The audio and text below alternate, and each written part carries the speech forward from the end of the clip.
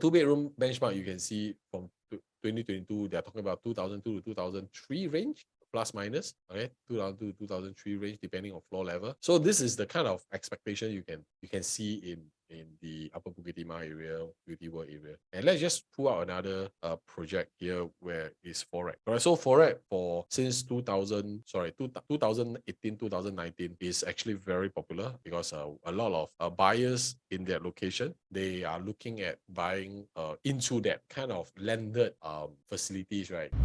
So the big question is this: how busy professionals and homeowners like us make six-figure profits from the property we own safely by doing it with research, data, and numbers.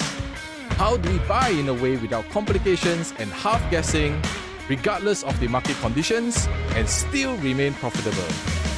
That is the question. Here, I will share with you exactly what we do and how we do it. My name is Edmund, and welcome to Singapore Real Estate Insider.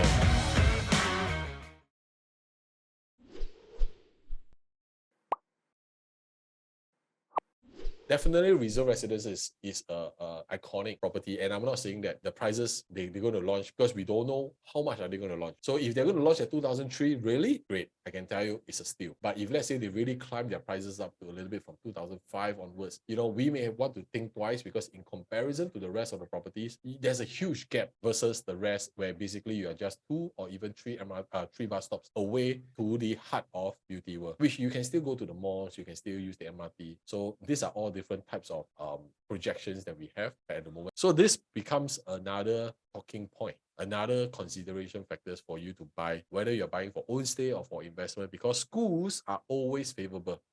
Okay, schools are always favorable, and it has been known that if your property is near any great schools, 1 km, your desirable demand is going to be very, very high. All right, so to show you the area, what surrounding, let me just share with you. There's also the direct connectivity I share with you. It's going to be a community hub in future. So there's a direct link from reserve residences to the hawker centers, markets, and eateries. Okay, so the completion of the rear corridor is already done, and the opening of the Rifle Range Nature Park is also there. So which means you're in the heart of Beauty World, but yet you still get the connectivity to some of all this nature, which is, I would say, is a must, especially after COVID. Every one of us start seeing that how important it is to have a balcony space, to have areas in the condo facilities where I can walk around, I can move around, and nature parks like this to just go to if I find that it's a little bit more suffocating. Okay, so I think a lot of consumers right now, they appreciate the nearing to the nature parks, as well as the Bukit Timah Rochor Green Corridor. All right, this is definitely going to be open up soon, and it's going to link all the way, okay, all the way potentially to Kallang Riverside as well. So these are all some of the perks of reserve residences where we are at.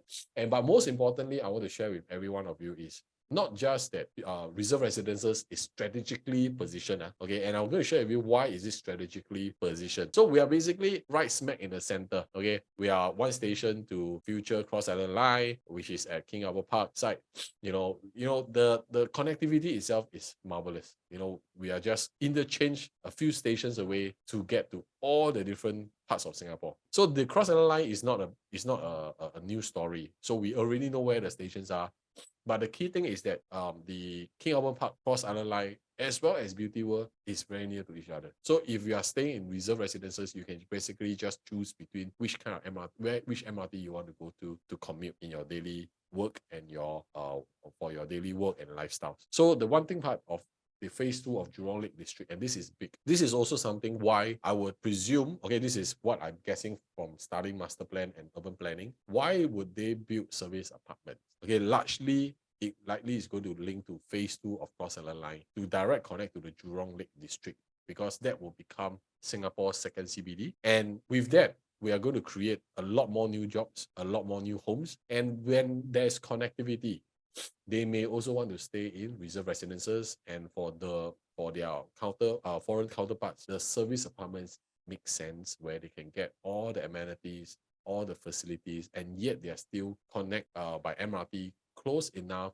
to their workspace in Jurong. So that's why what we do here is to really connect the dots for you guys. So I also want to take this chance to share with you the master plan. So the blue color side, this is reserve residences. Okay, let me use a different color. All right, this is reserve residences side. Okay, so all the orangey color that you can see, these are all the residential sites. But I want to share with you what the blue color ones are. Okay, what are the blue color ones? Okay, so if you can see from here, there are basically a few blue color plots, and this blue color plots means it's a mixed development.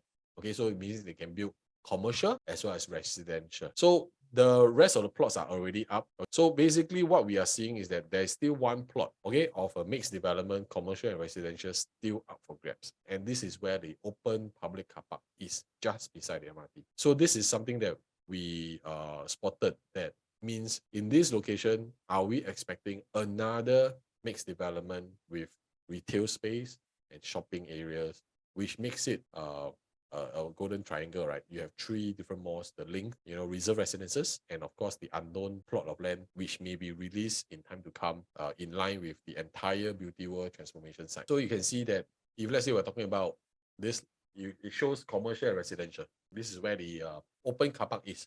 So this is definitely in the pipeline to be launched for sale, or to be bidded, to redevelop into a mixed development. So it's going to be quite exciting. It's going to be exciting to see all this mixed development being transformed. Okay, and what we see is that with this huge reserve residences in place, it will be the start of the entire rejuvenation of entire Bukit Timah stretch. So I want to draw your attention also to a very small plot. So you can see the center of this is reserve residences. Okay, TOP 2026. Okay, this is the estimate, but we have gotten news about at least 2028 to 2031 even. That is the official data. So one thing that you see, the link is here. This is the freehold land, which is also a mixed development. That's why they are the closest to Beauty World MRT. They are the closest to Beauty World MRT. But beside that, there's actually this smaller triangular plot of land that is there. The reason why I want to point out this is because we also, whenever we buy any properties, one of the key factors we need to do is to also look at future plots of lands. Have they been sold for? What is the estimate prices? So besides the Jalan Sechuan future mixed development site, Bukit Timah Link was actually purchased by Bukit Sembawang, and they already submitted a bid for $1,343 per square foot per PPR. So this is that site, which is just in front of the reserve residences. So this is the government land sales. They already sold this back in, let me see, 2022, September, August, that period. Okay, so this, you can see this is the first 50,000 square foot. One of the, of course, there's a lot of other costs to factor in for the sale of the launch. So one of the way that I guide my clients to look at prices in terms of PSF from their per plot ratio is simply just ×2. So if let's say Bukit Sembawang, they bought this land for 1,343 per square foot per PPR, likelihood when they're going to launch this in time to come, it should hovers about $2,500 to $2,600 per square foot. So let me ask every one of you here, if a smaller plot like this is going to launch at that kind of pricing, and if reserve residences, even they are intending to launch at 2,004, 2,005 per square foot, is it still worth it? With the integration, with the shopping mall, with the connecting bridge to the community hub, as well as service apartment and residential on top of it. So this is how we look at comparison for prices to see whether any plot of properties, any projects, will there be any upsides by comparing to neighbors' plot of land, whether there are any GLS going on. This is also one of the reasons why they will definitely not launch at the 2,000, low 2,000 range. Okay, reason being, they are also aware, if let's say they price it, then future plot lands may have to suffer, and it will not do well for us as consumers because our prices will not be able to push up. So that is also another strategic move, that if reserve residences, when they are launched, they are really launching about the 2004 range to 2005 range. It could be basically starting from there, and the higher floors may be reaching even higher per square foot. So this is all part of the strategies for pricing. Another areas that I want to really touch on is, I want to share with you a difference between the normal condos out there that we have been seeing, the normal residential properties, and what is the difference between the reserve residences. So is it a coincidence that the transport hub, the transformation of Beauty World is going to be stated for until 2030. And then Turf City is going to end their lease in 2023 with all these major things going on.